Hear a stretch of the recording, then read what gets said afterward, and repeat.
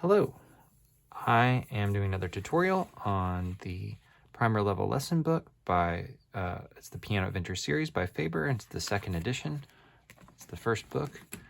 I'm a piano teacher and wanted to show my students as well as others how to play these songs. If you want to support the channel, just like and subscribe and share, and it helps a bunch. Okay, we are now learning about another dynamic mark. And remember, dynamics are how they are not volume. It's not the same as volume, but it's loud, how loud and soft you play an instrument. Perhaps in another video I'll explain the difference between dynamics and volume. But this, you've learned soft, which is piano, and then loud, which is forte, and now in the middle will be mezzo forte. The piano is capable of producing a lot of different dynamics, so 3 should be fairly easy to pull off. So soft, medium, and loud.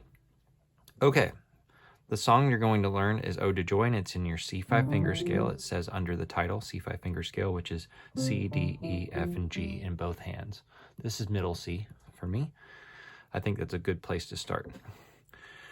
So we start with the left hand, and they want us to play mezzo forte the whole piece. So we start with E. I'll just play the song.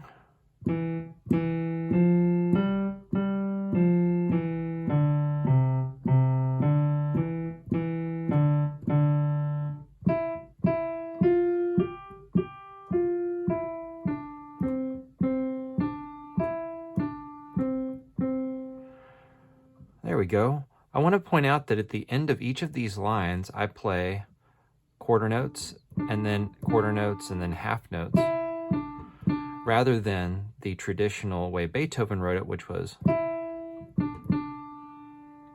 or in the other part, it would have been, well, I think I got my hands mixed up, but the point is the rhythm is different the way Beethoven wrote it, and a lot of my students like to play that rhythm.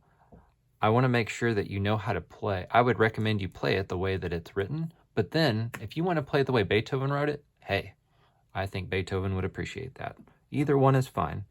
Practice your dynamics, practice reading your notes, making sure you see the notes going up and down. That's the most important thing.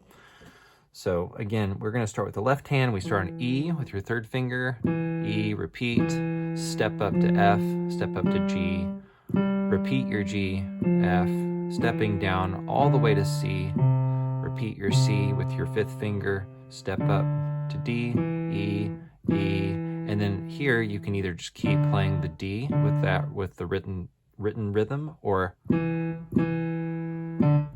that would be a dotted rhythm, which I can't explain in this video because that's too advanced. And then the right hand plays. Notice they're the same notes, we just have to use different fingers. Same notes for the first couple of measures. It's only the last measure where instead of repeating our E, we go down to D, and here you have that rhythm option again. Or, which is what's written. All right, let me know if you have any questions. Good luck and have fun.